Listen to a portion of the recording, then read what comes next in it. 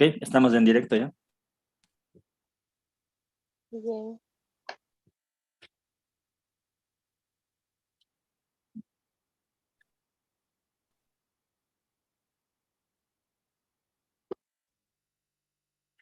Carlos. ¿Ya está, Carly, entonces?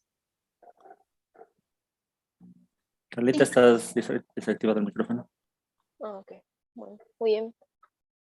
Bendiciones, hermanos, muy buenas noches. Bienvenidos nuevamente a este curso de corrientes teológicas organizado por intelectuales teístas. El día de hoy vamos a estar teniendo la clase número 4, donde vamos a estar viendo el puritanismo.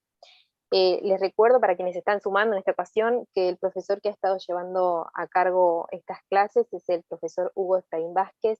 Él es licenciado en teología, magíster en estudios teológicos, es psicólogo, lo pueden encontrar en su Instagram como psicólogo Hugo Vázquez.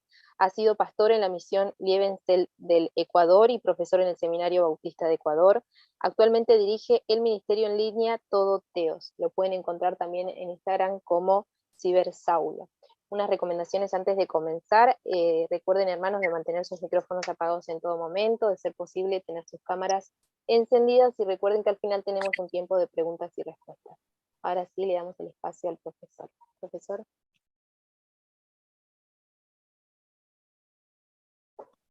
Ok, muchas gracias. Gracias como siempre a mis hermanos intelectuales teístas. Gracias a todos quienes están asistiendo a este curso, a estas clases. Gracias también a todos quienes se conectan a través de YouTube. Bien, hoy también nos toca un tema muy interesante. Déjenme solo compartir la pantalla. Un momentito.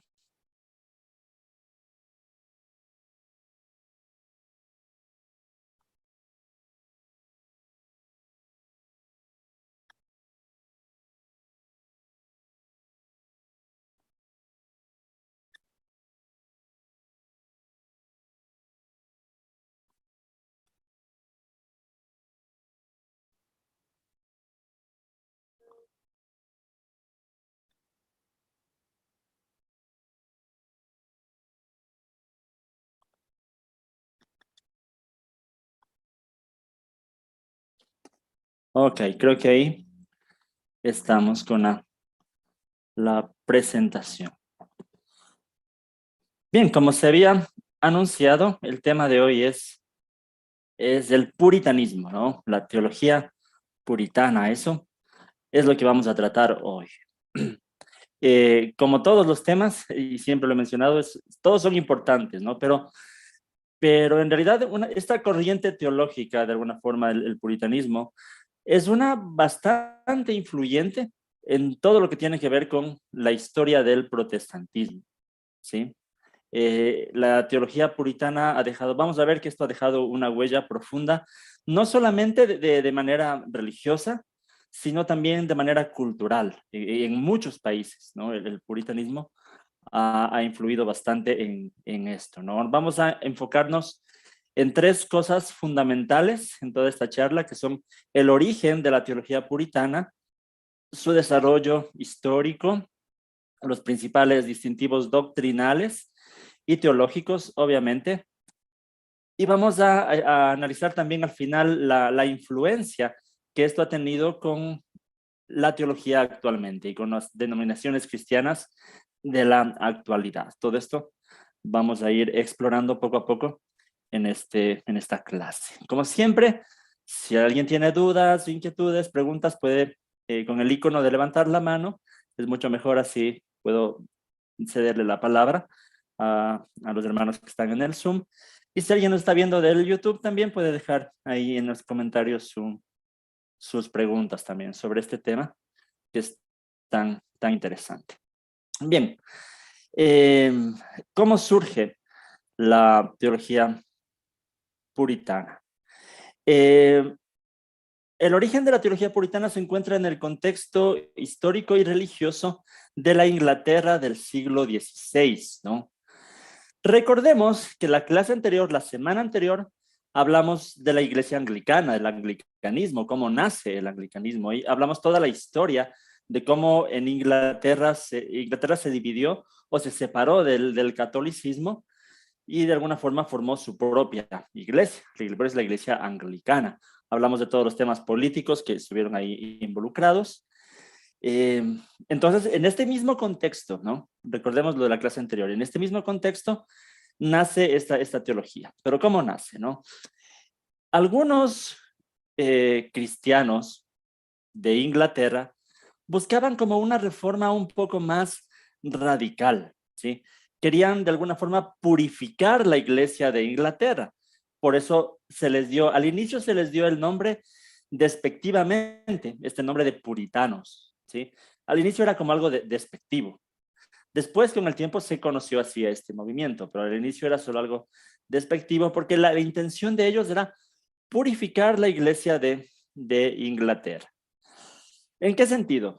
Recordemos que en la clase anterior hablábamos que la iglesia anglicana de alguna forma reformó, sí, la teología del catolicismo y su teología era como más protestante en el fondo, en muchas cosas, en la justificación por la fe, en la sola escritura y todo esto.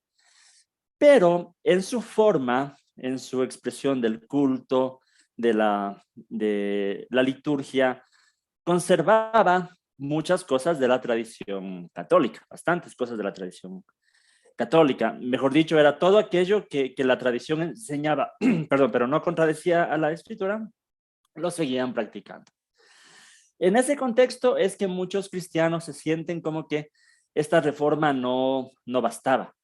Se necesitaba una reforma un poco más radical y, como digo, purificar a la iglesia de todo lo que sea catolicismo romano. Es decir, no solamente reformar la teología, sino también la forma de muchas cosas. Y ya no estaban de acuerdo con que los pastores tengan que vestirse igual, por ejemplo, con que la liturgia siga los mismos rezos, las mismas ceremonias y todo eso, ¿no? Entonces, buscaban una reforma un poco más radical, ¿no? Ya.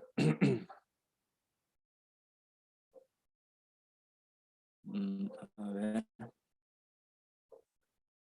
Esto ya vimos. Muy bien.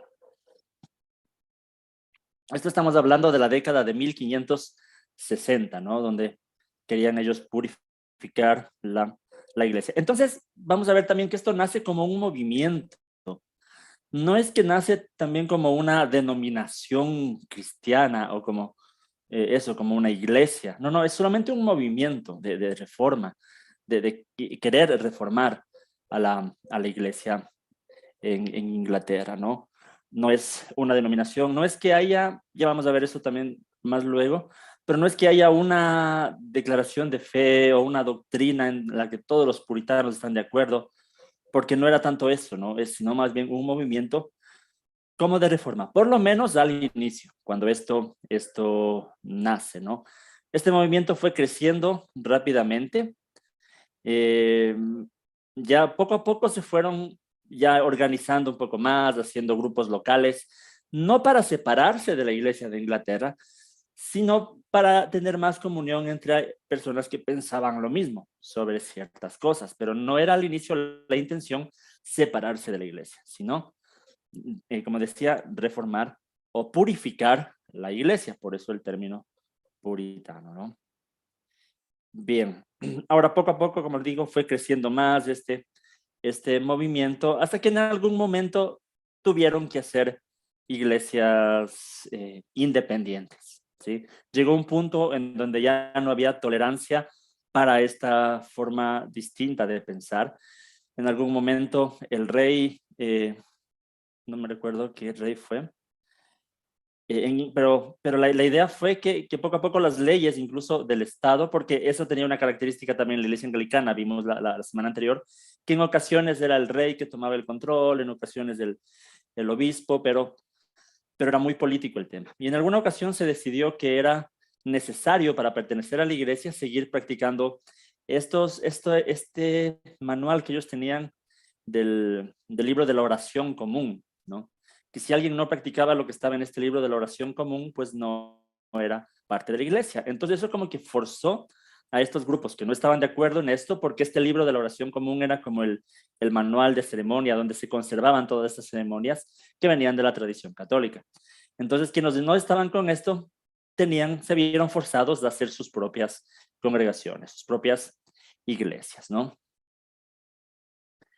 Ya, en cuanto a qué corrientes teológicas influyeron en el surgimiento del puritanismo, porque ninguna teología surge del vacío, ¿no? Todos, especialmente en la Reforma, todo surge de un contexto, ¿sí? Entonces, ¿qué fue lo que influyó a estos cristianos puritanos para ir desarrollando una teología distinta, ¿no? Eso es lo que vamos a hablar en este momento. Bien, como digo, el surgimiento del puritanismo fue influenciado por varias corrientes teológicas que estaban presentes en la iglesia en Europa del siglo XVI, como por ejemplo, obviamente, la Reforma protestante. El puritanismo nace de la teología de la Reforma protestante. Muchos de los principios de la Reforma que fueron en contra de Roma son los que adoptaron los cristianos puritanos, ¿no? Como lo mismo que hemos hablado, la justificación por la fe, la autoridad de las escrituras. Ellos iban ya un poco más radicales también, como decía, en la forma, en lo eclesiástico, en la liturgia y todo esto.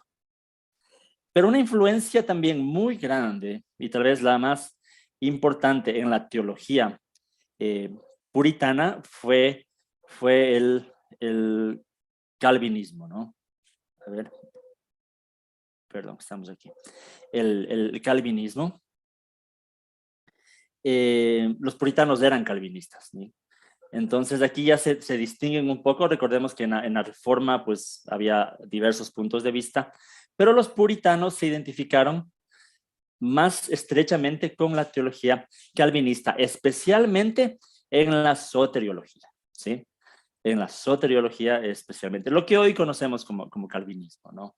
Hoy cuando hablamos de calvinismo no estamos necesariamente hablando de toda la teología de Juan Calvino, sino de la soteriología calvinista, y es lo que los puritanos adoptaron, ¿no? La creencia en la predestinación, que Dios había elegido a ciertas personas para la salvación. Entonces eso también fue una influencia para el puritanismo. También el pietismo, ¿no? El pietismo fue un movimiento también dentro del protestantismo que enfatizaba la experiencia personal, en cambio. Y eso también influenció a los puritanos, esta necesidad de tener una experiencia personal con Dios. No tanto a través de la iglesia, a través del culto, a través de las ceremonias, sino a través de una relación personal, una intimidad personal con Dios, ¿no? Entonces también era una influencia del pietismo en el puritanismo. Quiero dar las gracias en YouTube a Héctor Carballo, que nos ha apoyado con un super chat. Eso es de gran ayuda. Gracias. Bien, y seguimos. Otra influencia del puritanismo que es muy importante fue el tema del humanismo. Recordemos que la Reforma nace en un ambiente donde el humanismo despierta, ¿no? Y con un humanismo nos referimos en este contexto a la importancia del estudio de los clásicos, de la literatura, de la filosofía, eso, el énfasis en la educación, ¿no? Por eso los puritanos después fueron conocidos también por eso, por dar mucho énfasis a la educación, a la cultura. Y por eso es que su influencia también fue a la cultura, no solamente a la iglesia, ¿no? Entonces, en resumen, el movimiento puritano fue influenciado por varios aspectos teológicos que nacen en el contexto de la Reforma, en el contexto del siglo XVI, ¿no? Pero como dije, no es que había una sola teología puritana. Es como en el fondo estaba influenciado por todo esto, pero había también diversos puntos de vista en algunas cosas. Bien, figuras clave, quienes fueron los principales representantes de la teología puritana. Bueno, voy a mencionar autores que no necesariamente se identificaron como puritanos, pero que también, como dije, habían sido los tanto que influyeron a la teología puritana, o también autores puritanos que contribuyeron con esta teología. Y el primero es William Tyndale, ¿no? Que fue un reformador inglés que tradujo el Nuevo Testamento y también partes del Antiguo Testamento al inglés. A la final lo condenaron por eso también. Pero yo lo puse aquí porque fue precisamente esta traducción de la Biblia que fue ampliamente utilizada por los puritanos, ¿no? Y ayudó a difundir las ideas de la reforma específicamente en Inglaterra. Por eso es que William Tyndale es muy, muy importante en este contexto, ¿no? El surgimiento de la teología puritana. Juan Calvino, como pero ya lo mencioné, me voy a aclarar un poco la garganta, que estos días he estado un poco mal de esto. Bueno, Juan Calvino, como lo mencioné, su teología influyó profundamente en el pensamiento puritano, ¿no? Los puritanos siguieron la teología reformada de Calvino. Como dije, especialmente este tema, la predestinación, la soberanía de Dios y todo esto. Por eso es que hoy la mayoría de iglesias reformadas, de alguna forma, se identifican directamente con la teología puritana, más que todo, ¿no? Bien. Richard Sives. Sives fue un teólogo y predicador inglés que él sí se convirtió en uno de los líderes más influyentes del puritanismo. Sus sermones y escritos eran conocidos también por su énfasis en la gracia de Dios y también la importancia de la experiencia personal, como yo decía esto, ¿no? De experimentar personalmente a Dios. Es otro pensador. Otro es Thomas Goodwin, que también fue un líder puritano. Se destacó por su obra teológica y su influencia en la Iglesia de Inglaterra. Él ayudó a redactar este famoso catecismo de Westminster, ¿no? Ya vamos a hablar de la confesión de fe de Westminster, que de alguna manera, si queremos hablar de un catecismo o de una confesión de fe que resuma la teología puritana o de las iglesias reformadas, es el catecismo de Westminster, ¿no? Ya. Otro que es muy conocido es el famoso Jonathan Edwards, ¿no? También un teólogo estadounidense, uno de los líderes del Gran Despertar, un movimiento de avivamiento religioso en las colonias americanas. También sus escritos y sermones, incluyendo Pecadores en las manos de un Dios airado, son considerados clásicos de la literatura puritana, ¿sí? Si se quiere hablar de literatura puritana, Jonathan Edwards, ¿no? Él es uno de los principales escritores en este tiempo. Y uno de los teólogos que es por muchos considerado uno de los más grandes teólogos es John Owen, ¿no? También fue un teólogo y líder puritano inglés. Destacó por su defensa de la doctrina de la justificación por la fe sola y también trabajó en la Declaración de Fe de Westminster, ¿no? Bien. Solo algunas figuras para hablar de aquellas que impulsaron el pensamiento puritano. Ya. Ahora, en el siglo XVII, ya pasamos del XVI, donde dije que nace el movimiento puritano, vamos al siglo XVII. ¿Cuál era la situación política y social en Inglaterra en este periodo y cómo esto influyó en el desarrollo de la teología puritana, ¿no? Este periodo también fue muy tumultuoso en la historia de Inglaterra, marcado por conflictos políticos, sociales, que todo esto fue influyendo en la teología puritana, ¿no? En este periodo, Inglaterra estaba gobernado por una monarquía absoluta, como el rey, como la cabeza no solo del reino, sino también cabeza de la iglesia. Sin embargo, la autoridad real fue desafiada por una serie de fuerzas, o sea, un conflicto político en este tiempo, ¿no? Y también los puritanos que estaban en el conflicto porque buscaban una mayor libertad religiosa, buscaban la independencia de la iglesia del Estado, ¿sí? La iglesia en Inglaterra, la iglesia anglicana, seguía teniendo esta alianza muy fuerte, pero el puritanismo quería esta independencia, ¿no? Bien. Podemos hablar que el puritanismo sería como una especie... En la primera clase hablamos del movimiento, ¿fue la primera clase o la segunda? Del movimiento anabaptista, ¿no? Entonces, la segunda que fue, el movimiento anabaptista hizo casi lo mismo que hoy estaban buscando también los movimientos, sí, el movimiento puritano, pero los puritanos desde una perspectiva calvinista, los anabaptistas de una perspectiva no calvinista, sería la diferencia, ¿no? Pero bueno, pero la idea es que buscaban una reforma más radical de todo, ¿sí?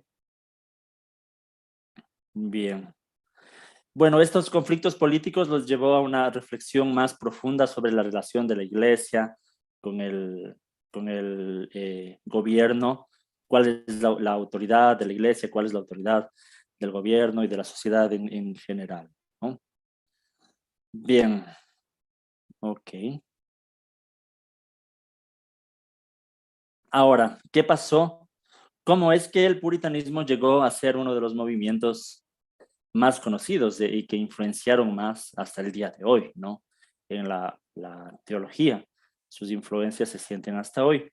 Y es que existe un periodo que se conoce como la diáspora puritana, que es cómo se extendió la teología puritana más allá de Inglaterra. Hasta el siglo XVII estábamos hablando de la iglesia puritana, o mejor dicho, no iglesia, el movimiento puritano en Inglaterra, ¿sí? Con la iglesia de Inglaterra.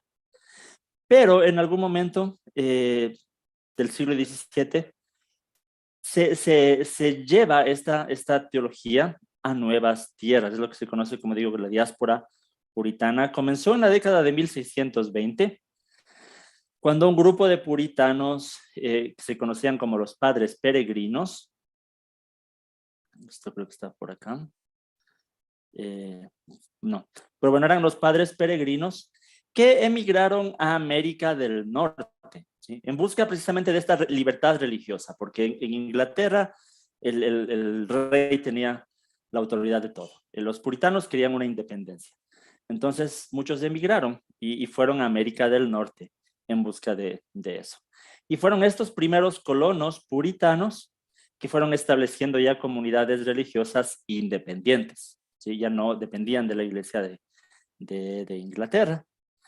En América del Norte, ya para el siglo XVII, igual continúa esta diáspora ya para Nueva York, Nueva Jersey, Pensilvania y, y también a las colonias británicas en el Caribe y en Sudamérica, ¿no?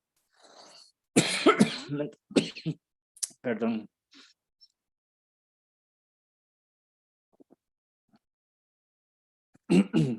Entonces, lo interesante aquí es que también los puritanos tenían un alto énfasis en el evangelismo, lo que para muchos a veces suele ser paradójico porque eran radicalmente calvinistas y claro, a veces a algunos les cuesta esto, pero no, los puritanos daban más bien ejemplo de que no tenía que ver con su teología el énfasis del evangelismo, ¿no? Lo hacían, evangelizaban y así este movimiento se expandió eh, por muchos países, ¿no? Bien. Ok, no sé si tienen inquietudes, dudas, preguntas sobre esto que estamos hablando, pueden hacerlo con confianza, ¿no? Por eso es que Estados Unidos tiene bastante influencia, ¿no? de la teología puritana. Prácticamente fueron sus fundadores, ¿no? Fundaron incluso su constitución, cuando fue escrita, tenía principios eh, bíblicos por los puritanos, como se decía, los padres fundadores, ¿no? Bien. Y claro, han influenciado en todo, en la literatura, en la política, en la educación en Estados Unidos específicamente, ¿sí? Esto es muy interesante.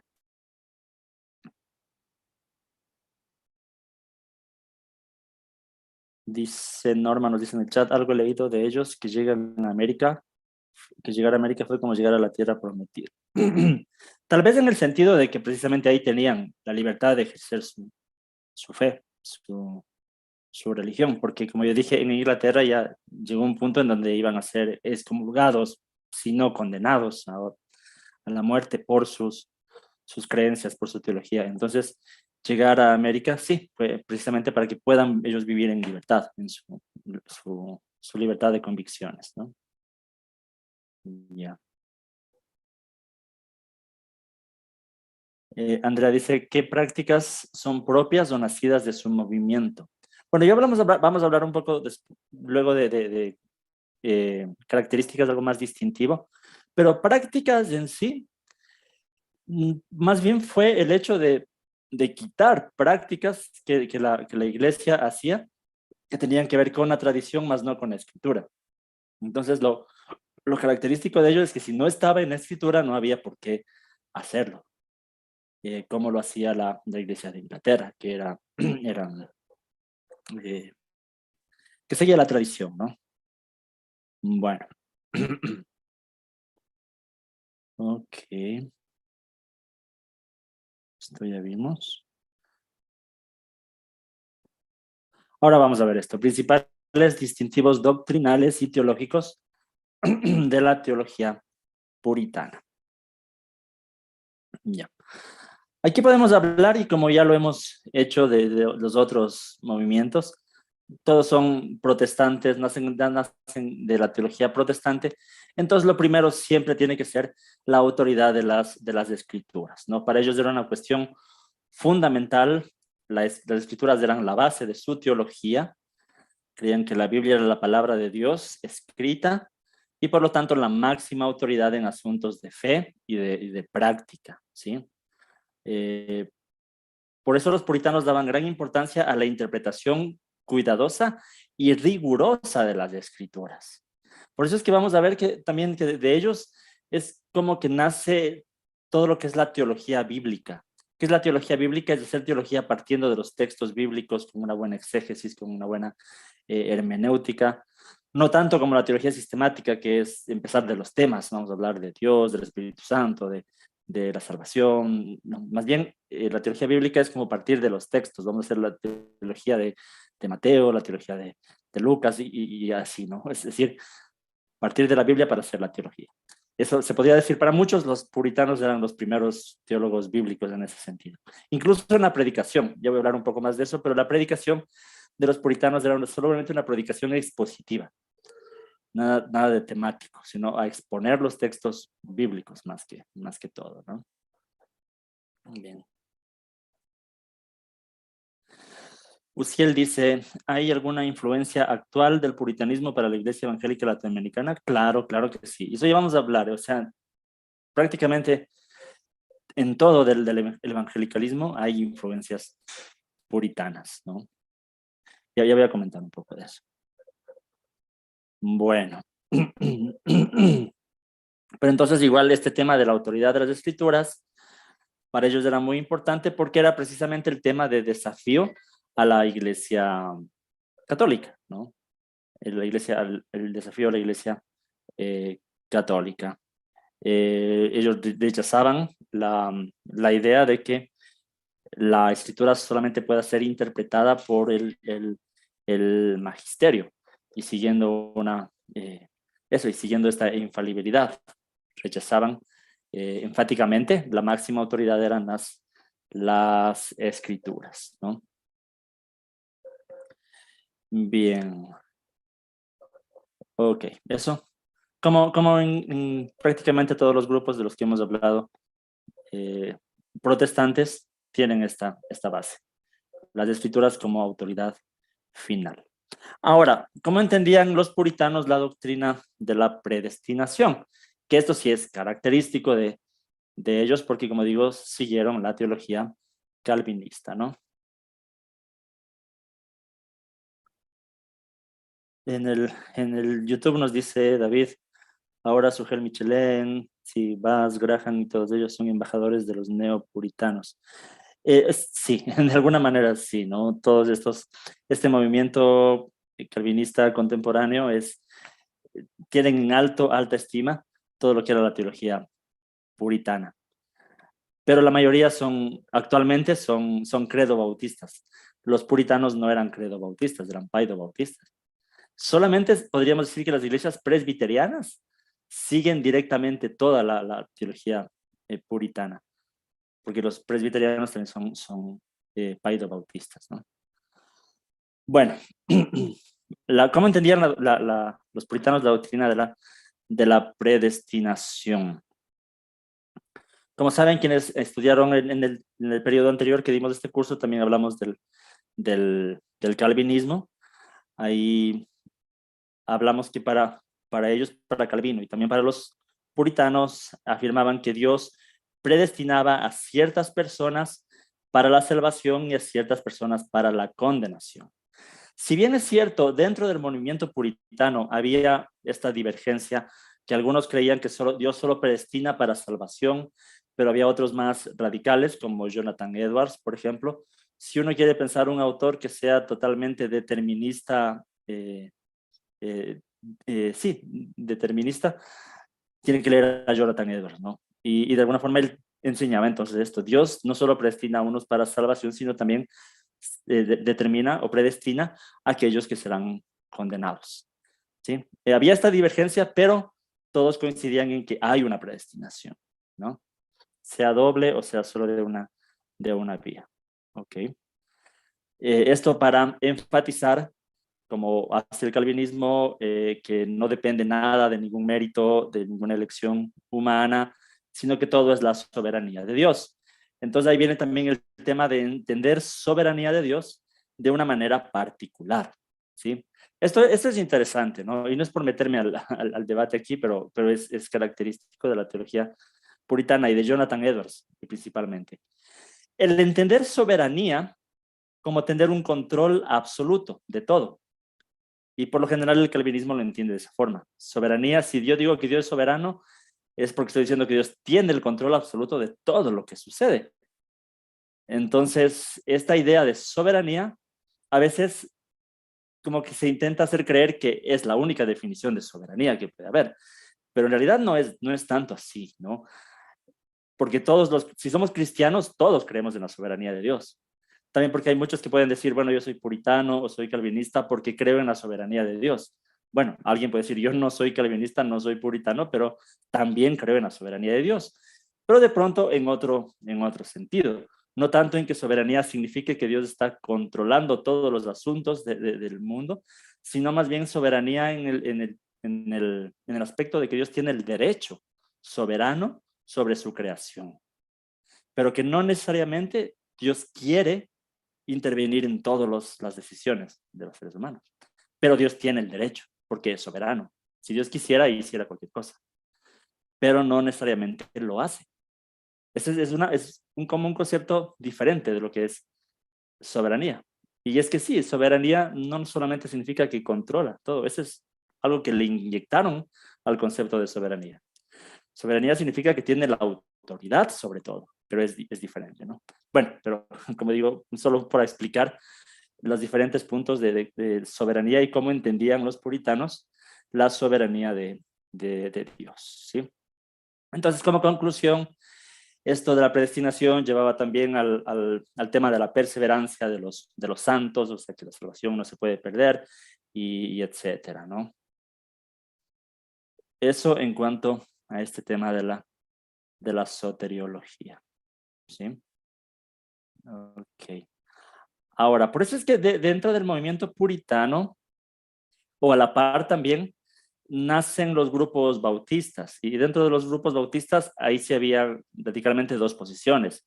Los bautistas particulares, que nacen de los puritanos, que eran calvinistas, y los bautistas generales, que más bien eran y son arminianos, ¿no?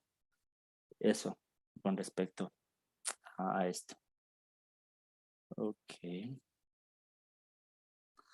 Bueno, ahora un aspecto bastante importante es el tema de la santificación para la teología puritana, ¿no?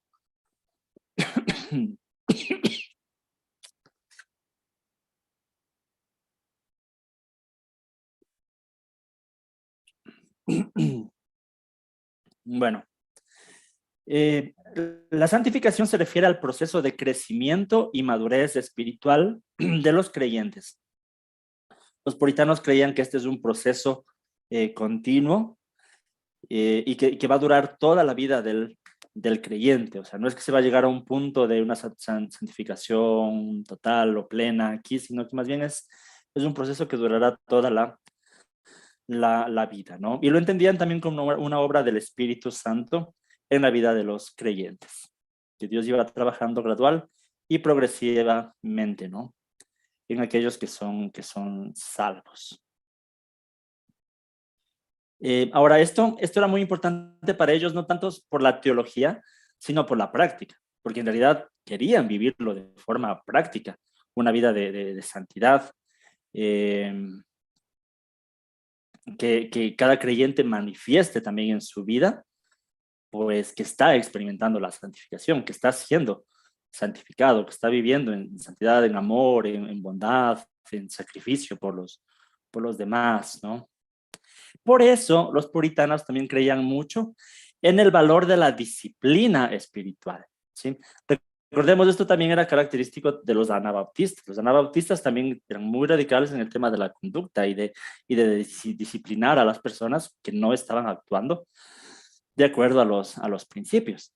Entonces, también para los puritanos creían en la necesidad de la disciplina espiritual, ¿no? La autoexaminación para crecer en la santificación, pero no disciplina por disciplina, como a veces es una mala costumbre en iglesias contemporáneas, que he visto eso, que solo es disciplina por disciplina y entienden disciplina a veces como sinónimo de castigo, pero no, la idea de la disciplina bíblica y como aquí en la teología puritana es más bien disciplina para restaurar a las personas, para ayudarles en su santificación, en el proceso de santificación, ¿no? Entonces eso también es un distintivo importante de la vida puritana, ¿no? Andrea dice, ¿considera Washer y MacArthur puritanos o neocalvinistas? Sí, es como lo estaban comentando en el YouTube. Hay influencias, obviamente hay influencias. Ellos admiran, o sea, Washer tienen alta estima a los puritanos, MacArthur también, o sea, para ellos, para MacArthur al menos es como que eran los únicos cristianos de aquel tiempo, los puritanos. Y sí, se les considera también neocalvinistas por este retoque que hay del calvinismo actualmente, ¿no? En la soteriología específicamente. Entonces, la influencia del puritanismo sí en la predicación expositiva, en la soteriología calvinista y este tipo de cosas, la santificación, la disciplina, sí, exactamente. Pero, como digo, como comenté hace un momento, los puritanos iban más allá en tradiciones de la reforma, como el paidobautismo. Ni Washer ni MacArthur son paidobautistas. Los dos son credobautistas, ¿no? Entonces hay cosas que obviamente difieren. Sería eso.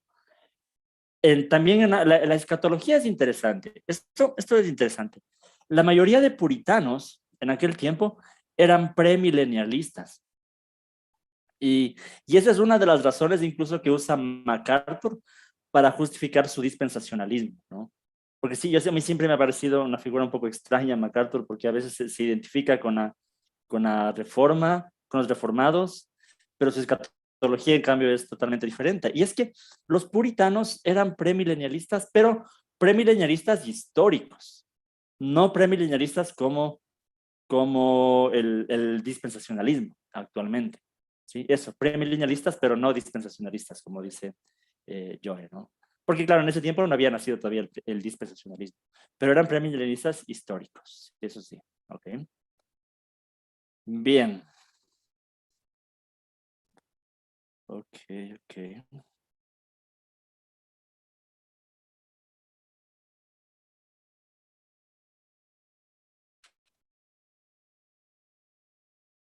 En el YouTube nos dicen la ética protestante del trabajo y el espíritu del capitalismo, el progreso social, político, económico. Dice, por favor, explique la diferencia entre puritanos, calvinistas y arminianos o de tendencia wesleyana. Estamos hablando, perdón, de diferentes periodos de tiempo.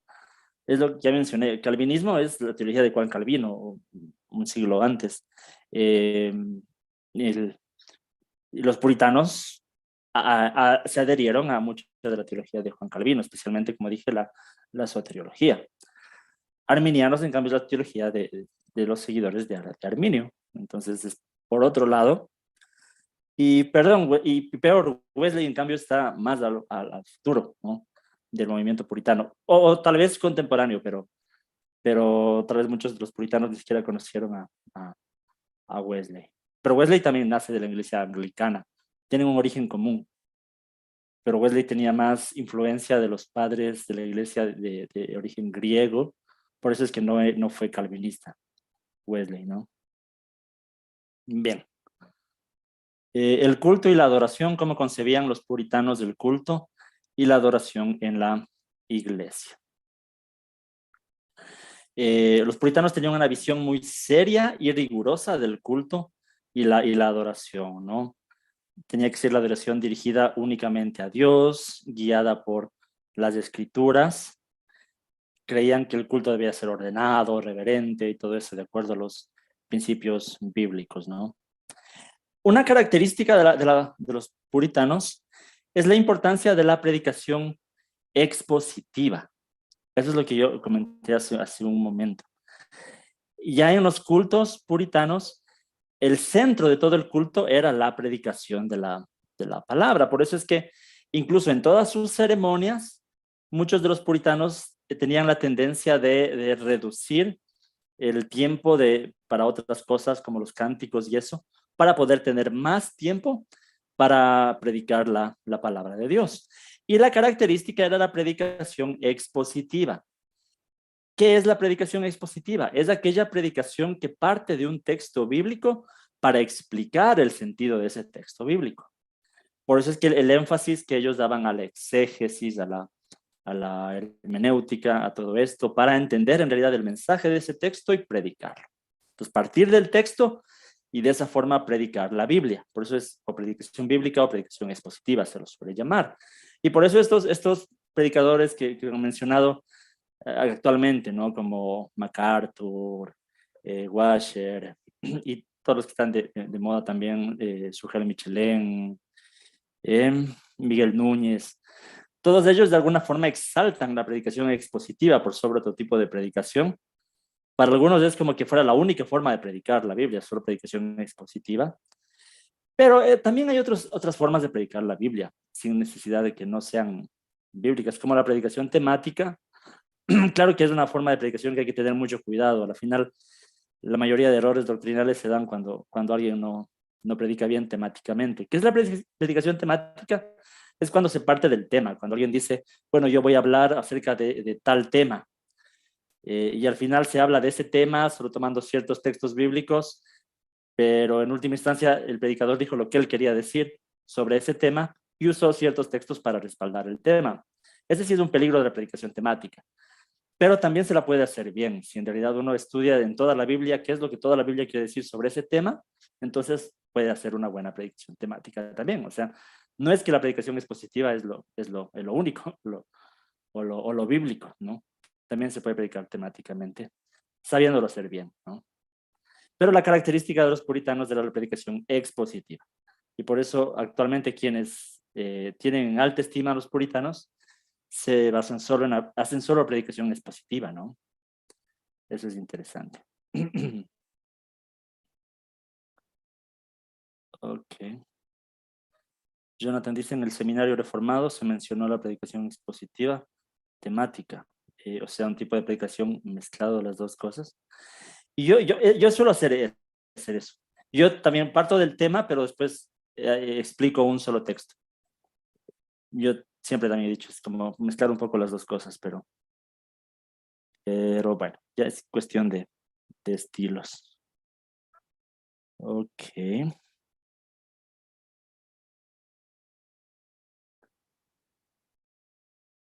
Pero claro, si uno estudia en un seminario reformado, por lo general lo único que va a aprender es predicación expositiva. Y va a aprender predicación temática como algo que no se debe hacer. Nada más, ¿no? Bueno, ya. También los puritanos en el culto liberaron el culto de cualquier forma que pueda darse a entender como adoración a otras cosas, como tener imágenes o cosas por el estilo. Ya nada de eso había en una iglesia puritana, ¿no? Ok. Y como ya mencioné, también la disciplina en la iglesia, en lo que tiene que ver con el culto también. Bueno, entonces ahora hablemos del legado histórico de la teología puritana en actualidad, que es lo que ya se ha mencionado un poco, ¿no? ¿Cuál es el legado histórico? Hay muchas cosas que se puede hablar de lo que ha dejado la teología puritana como un legado para la humanidad, para la cultura. Eh, por ejemplo, la ética del trabajo, ¿sí? Los puritanos creían en el trabajo, que el trabajo era una forma de adoración y que el éxito en el trabajo era una señal de la bendición de Dios también, ¿no? Eh, bien, o sea, esto de no secularizar las cosas, sino ver la adoración a Dios en todo, ¿sí? Aún en el trabajo, en las cosas seculares que hacemos, todo es también adoración a Dios, ¿no? Otra cosa es el tema de la educación. Los puritanos valoraban mucho la educación y la promovían. Entonces hay toda una tradición de educación cristiana con base en la influencia de los puritanos, ¿no? Eso también es algo que ha dejado a la humanidad, a la iglesia, mejor dicho. Como dije, la predicación expositiva también es el legado de los puritanos para, para la iglesia de hoy, ¿no? Entonces, sí, a mí me gusta la predicación expositiva, ¿no? Sí, yo también siempre preferiría eso. Incluso tengo cursos, he dado talleres de predicación expositiva. Tengo en el YouTube varios cursos de predicación expositiva. Pero mi intención es no satanizar otros tipos de predicación. O sea, se puede predicar de otra forma. Y hay veces que es necesario predicar de otra forma también, ¿sí? Pero bueno, lo bueno de la predicación expositiva es que nos centra en lo que es la exégesis y lo que es la hermenéutica, estudiar estas ciencias para en realidad exponer lo que el texto bíblico dice. Ese es el desafío y lo que se obtiene de provecho al predicar expositivamente, ¿no? Y también el tema de la devoción personal. Los puritanos creían en la importancia de la devoción personal, la oración, el estudio de las escrituras, como parte de la vida cristiana.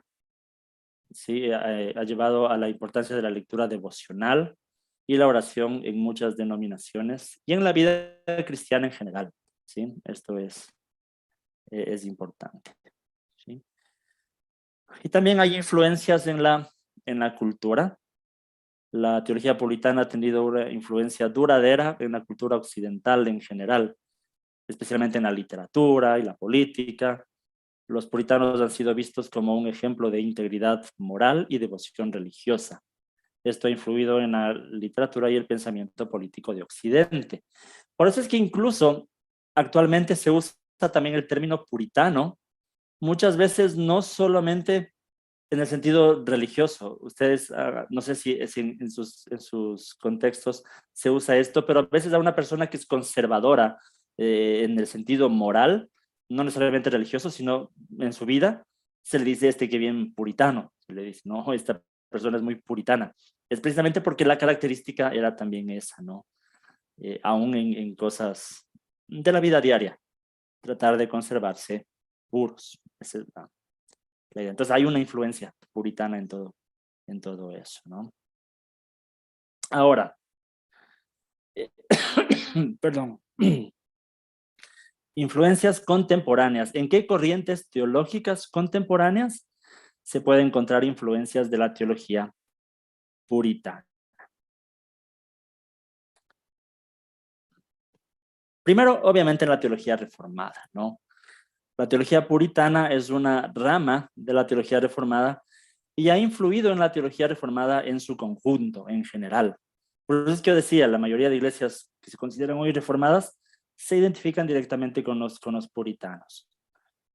Por este tema de la soberanía de Dios, la predestinación, la autoridad de las escrituras, la salvación por gracia a través de la fe, que son temas centrales de la teología reformada y puritana.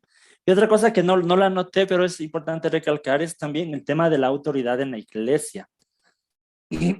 Perdón, estoy con un problema en la garganta desde el otro día.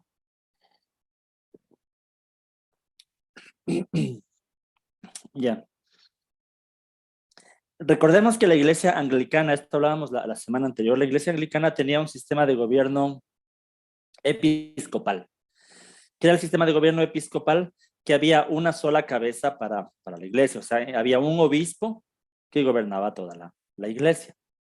Esa era una característica. Ahora, los puritanos, en cambio, decían, no, ese no es un sistema de gobierno válido o bíblico, por decirlo así, porque la Biblia siempre habla de pastores, maestros, no de el pastor o el obispo, sino los obispos, los ancianos.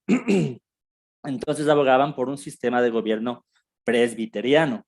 ¿Qué era el sistema de gobierno presbiteriano? El sistema de gobierno realizado por varios ancianos. Presbíteros es anciano en griego.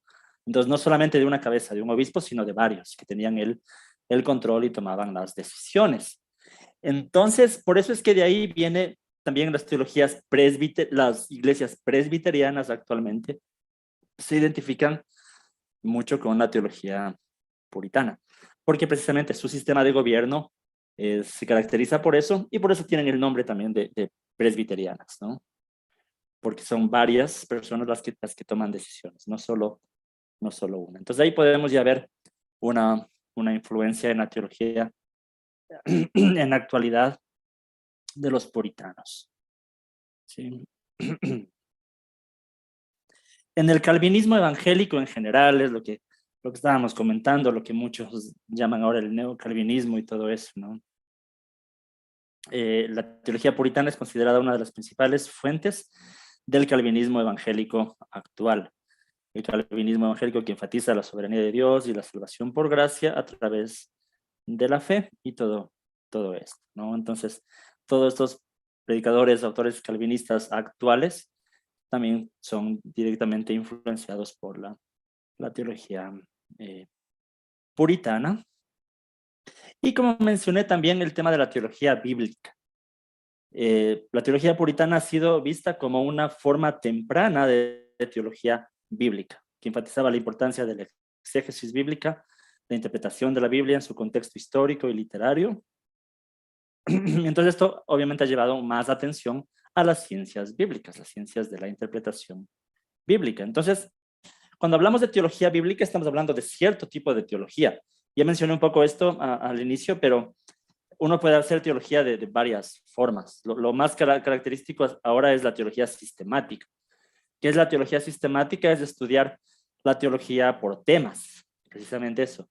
La teología de Dios, la teología del Padre, la teología del Padre, la teología del Hijo, la cristología, la teología del Espíritu Santo, la neumatología, la teología de la salvación, la soteriología de los últimos tiempos, la escatología de la iglesia, la eclesiología. Es como hacer teología partiendo de los temas y ver todo lo que la Biblia nos dice sobre diversos temas. Pero la teología bíblica, en cambio, la característica es que no es que parte de los temas, sino que vamos a ver, por ejemplo, cuál es la teología de Pablo en Romanos, ¿sí? Entonces se parte haciendo una exégesis, una interpretación de Romanos para ver cuál era la teología que Pablo quería comunicar en Romanos. Entonces es diferente hablar de teología bíblica, hablar de teología sistemática. Pero que a la larga todo está interrelacionado, ¿no? No es que sean cosas totalmente diferentes, sino que si yo quiero hacer una buena teología sistemática, necesito tener también una buena teología bíblica, porque al final necesito una buena interpretación de cada texto para ver qué me dice sobre cada tema, ¿no? Pero bueno, solo para mencionar que la característica de la teología puritana era la teología bíblica más que otra cosa, ¿no? Bien. Ok, eso con respecto a las influencias contemporáneas. Ahora, si tenemos que hablar de autores y de obras relevantes que si alguien quiere conocer de la teología puritana y quiere leer libros, pues vamos a mencionar algunos, ¿no? Los clásicos. Y empezamos con John Owen, ¿no? John Owen, como ya mencioné un poco, fue un teólogo puritano inglés del siglo XVII. Sus obras clásicas incluyen la muerte de la muerte en la muerte de Cristo, la gloria de Cristo y la comunión con Dios. Uno puede consultar si quiere conocer el pensamiento puritano, ¿no? El clásico, como te dije también, Jonathan Edwards. Edwards también fue un teólogo puritano estadounidense y del siglo XVIII y es considerado uno de los mayores teólogos de la historia americana. Sus obras incluyen Pecadores en las manos de un Dios airado, La naturaleza de la verdadera virtud y La libertad de la voluntad. Eso es lo que yo decía. Si algo le caracteriza a Jonathan Edwards, su teología es el determinismo divino exhaustivo, como diría, ¿cómo es? Tim Stratton actualmente. Es un determinismo divino que ni el mismo Calvino lo llegaba a afirmar, ¿no? Para Jonathan Edwards, Dios está determinando incluso los pecados de las personas, o sea, es el determinismo divino exhaustivo, hablar de Jonathan Edwards. Entonces, pero bueno, ahí están las obras, si es que alguien quiere consultar sobre esto, ¿no? Bien. Ahora, Richard Baxter también es muy conocido, ¿no? También fue un puritano inglés del siglo XVII. Es conocido por su énfasis en la santificación y la vida piadosa. La obra más conocida de Richard Baxter es El pastor reformado. Es un buen libro para teología pastoral, ¿sí? Yo no soy reformado, no soy puritano, pero he dado cursos en el seminario de teología pastoral y he usado el libro de Richard Baxter. Me parece muy bueno, ¿no? Es solo para comentar que no, no puede estar de acuerdo con ciertos puntos de vista, pero no todo es malo, siempre hay muchas cosas buenas para rescatar, de todos, de todos. Entonces, esto es importante.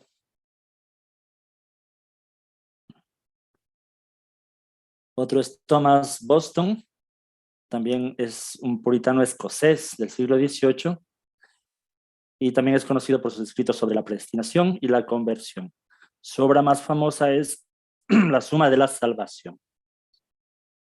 Uno muy conocido que todos han de haber leído o deberían haber leído el libro de John Bunyan, El progreso del peregrino, ¿no? También fue un puritano inglés del siglo XVII.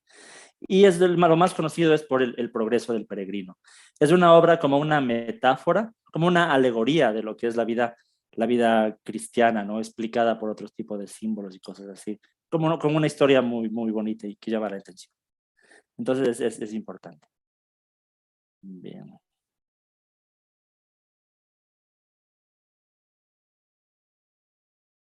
Otras obras importantes para conocer la teología puritana serían el Catecismo Menor de Westminster y obviamente el Catecismo Mayor de Westminster. Y también la Confesión de Fe de Westminster. Como yo les decía, esto es un punto muy importante porque fueron estos movimientos los que realizaron esta confesión de fe, que actualmente, si alguien se considera reformado, se diría su catecismo, su confesión doctrinal más importante suele ser la Confesión de Fe de Westminster. Es como que resume la teología reformada, ¿no? Bien. Otra obra puede ser El Discurso sobre el Ayuno. Estas obras han sido fundamentales en la formación y desarrollo de la teología puritana y han dejado un impacto duradero en la teología reformada y en la cultura en general. Esto es muy importante, ¿no? Y sobre todo porque uno no puede hablar como de decir que hoy hay iglesias puritanas, ¿no? Es más que todo por este movimiento. El puritanismo está presente, pero más por la influencia que ha tenido. Porque, por ejemplo, hablábamos del sistema de gobierno presbiteriano y la mayoría de puritanos enfatizaban el gobierno presbiteriano, el gobierno de ancianos y todo esto. Pero de pronto había un grupo de puritanos que no estaban de acuerdo con el gobierno presbiteriano y querían mejor un gobierno congregacional. Y empezaron a hacer grupos aparte, ¿no? Que ya no eran puritanos en sí, tenían los principios puritanos, pero de pronto solo por el sistema de gobierno ya se empezaron a identificar de diferente manera. El sistema congregacional es más bien que la autoridad no está ni en el obispo ni en los ancianos, sino en cada iglesia, en la congregación. Cada iglesia tiene que ser autónoma. Y ese es un principio que conservan hoy muchas iglesias bautistas, también por esto, ¿no? Y por eso mismo, muchas personas o muchos cristianos en aquel tiempo estaban de acuerdo con toda la teología puritana, pero de pronto muchos dijeron, pero no, este énfasis en la experiencia, en la vida personal, enfatiza que una persona cristiana es aquella que decide por Jesús. Entonces, el bautismo tiene que ser después de que una persona se decide por Jesús. Y por eso muchos empezaron más bien a ser anabautistas, en el sentido de bautizar adultos, y también se independizaron un poco, y ahí están las iglesias bautistas actualmente, ¿no? Entonces, sí, por eso es que muchos predicadores que son bautistas se identifican con el puritanismo, pero no con el bautismo, como comenté hace un momento, ¿no? Entonces, más que todo es la influencia que el puritanismo ha tenido en gran parte del evangelicalismo en general. Al inicio me preguntaban también sobre la influencia de ellos en América Latina. Y el tema es que si América Latina fue evangelizada en su mayoría por misiones estadounidenses, entonces muchas iglesias latinas tienen influencia puritana, porque es la teología estadounidense.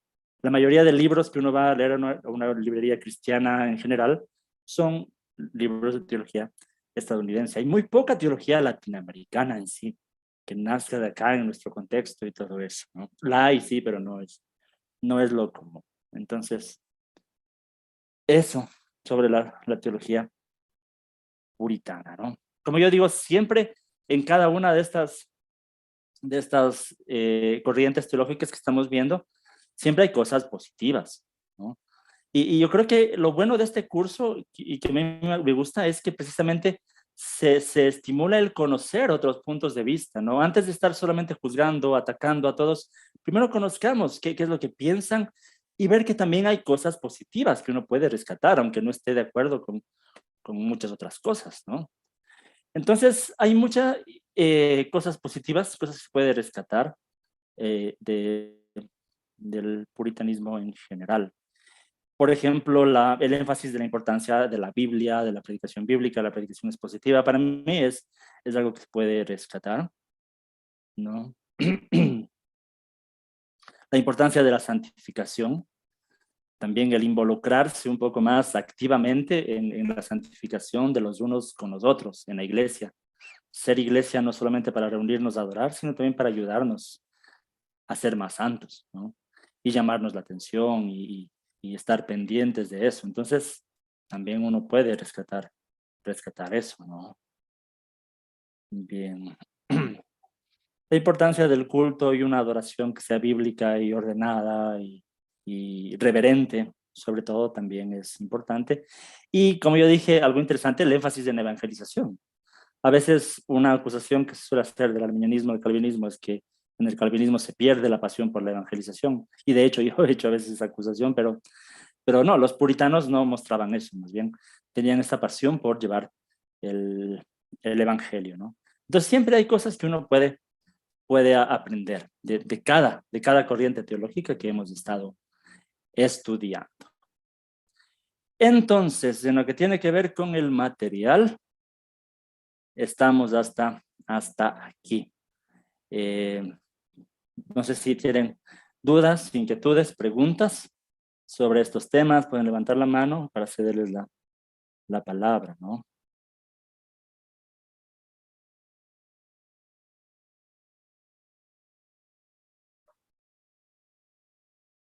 En el YouTube alguien nos dice, en la actualidad, ¿cuál es la opinión de los puritanos con respecto al sexo? Ya que ellos, por lo que conozco, enseñaban mucho la santificación negándonos al placer.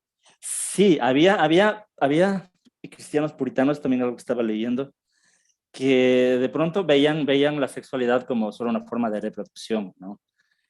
Pero yo creo que en la actualidad, como dije, en la actualidad no hay una denominación puritana que tenga una declaración oficial de cuál es su posición con respecto al sexo, como sí lo tiene la Iglesia Católica, por ejemplo, ¿no?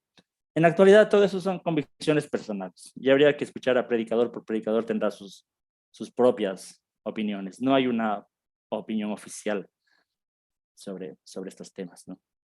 Entonces, sí, algunos serán más legalistas que otros, pero así es. No se podría decir cuál es la posición puritana, pues no. Actualmente, por lo menos, no habría una posición. Bien, eso. No sé si alguien más tiene dudas, preguntas, inquietudes, comentarios, aportes. Recuerden que... Sí, hermano, mientras alguno se anima a tener preguntitas, podemos poner como cojos a Calu, así dentro de un ratito podemos compartir un par de anuncios. Mientras los invitamos, hermanos, a que puedan formular sus preguntas, levantar la manito, que se les estará compartiendo una respuesta. Gracias.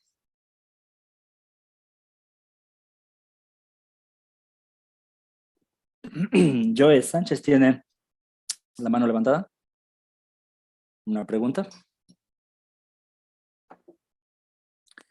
De pronto está el micrófono apagado, ¿no? Si quiere comentar, Joe.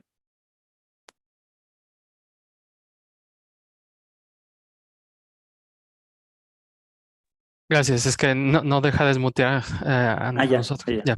Ok, Sí, sí, no me... Muchas gracias. Nada más con respecto a lo que mencionabas sobre la soberanía, la primera vez que escuché esa definición se me hizo muy interesante. Quisiera saber si hay alguna fuente que me pudieras dar para ahondar más en ella, ya que, pues como tú dices, casi siempre escuchamos la que se da en el calvinismo, pero esa que mencionaste se me hizo muy interesante. Sí. Precisamente este tema lo topa Roger Olson. Tiene un libro que se llama Mitos y Verdades sobre el Arminianismo, o algo así es. Él precisamente hace ahí un análisis de estas dos definiciones de soberanía. Porque por lo general en el calvinismo, hablar de soberanía es hablar de un Dios que controla todo. Y eso es lo que Roger Olson llama soberanía de hecho. El calvinismo cree en la soberanía de hecho, que Dios es soberano porque hace todo como él quiere hacer. Y punto, eso es soberanía. Roger Olson dice eso a veces suena más como a tiranía más que soberanía en sí.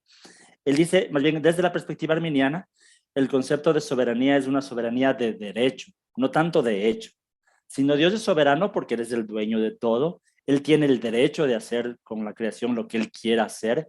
Sí, Él tiene el poder de hacerlo. Si Dios quiere hacer lo que sea, puede hacerlo.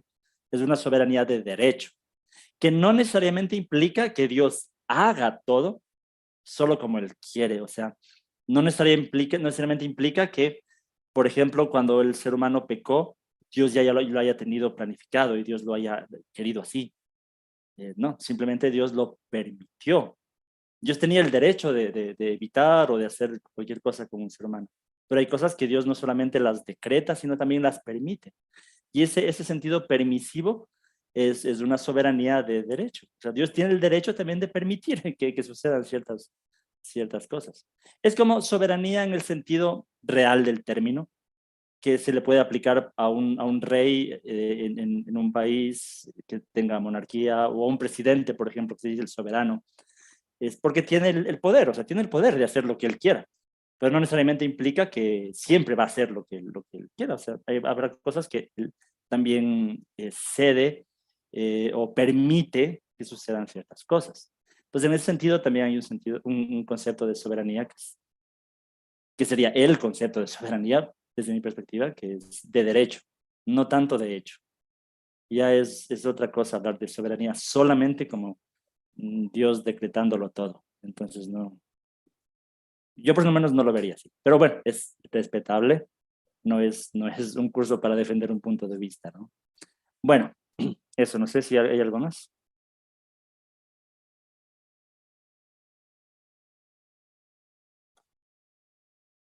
Andrea dice, ¿Dios no hace lo que quiere algún momento?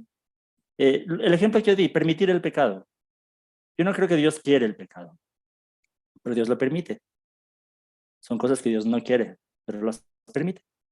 Entonces ahí es cuando vendría la definición de soberanía de hecho, a toparse con un obstáculo que es filosóficamente diferente, difícil de explicar, cómo la maldad está en el mundo si Dios es soberano de hecho, o sea, si todo lo decreta Dios.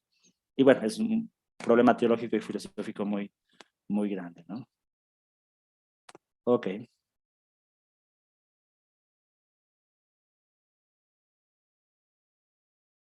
Bueno. No sé si hay algo más.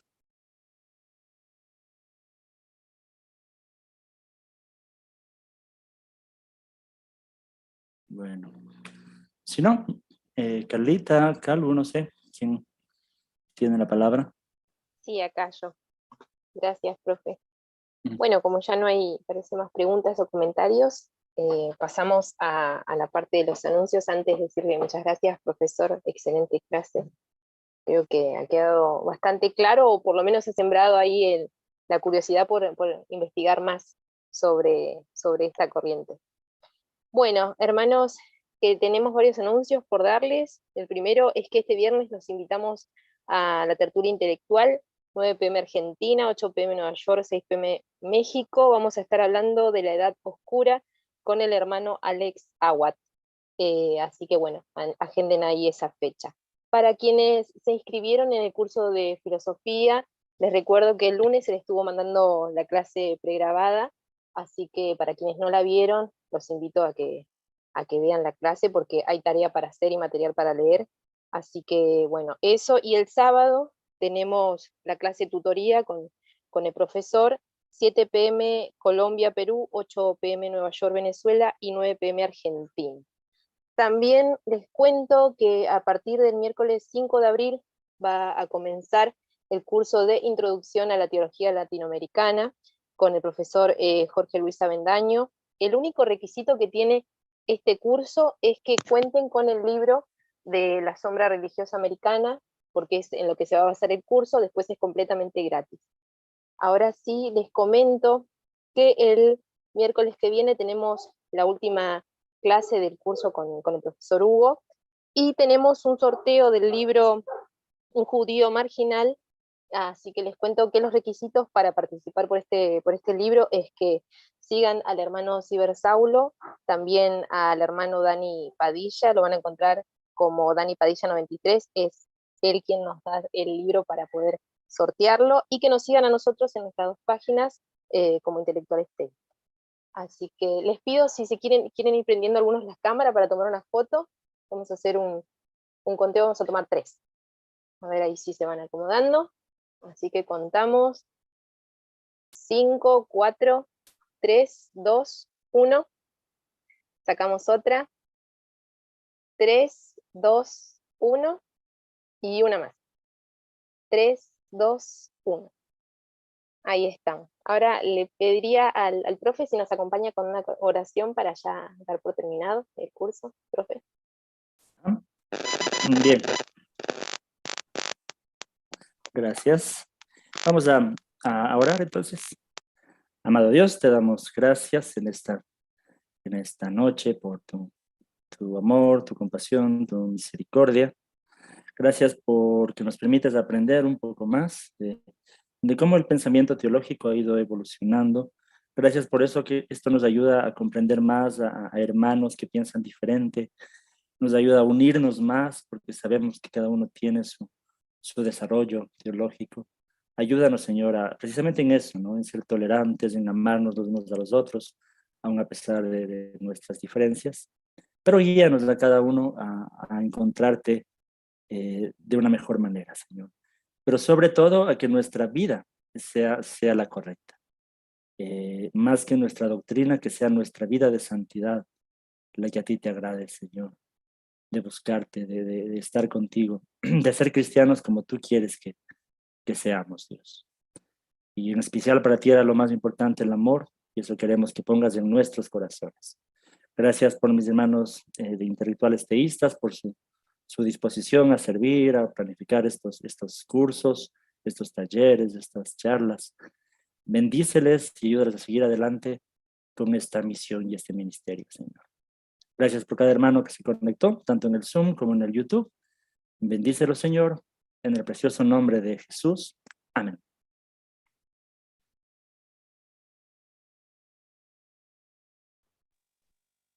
Bueno, gracias a todos, hermanos, por haberse conectado. Nos vemos la próxima clase, el miércoles que viene.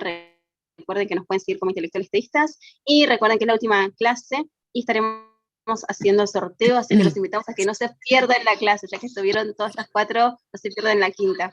Así que bueno, bendiciones.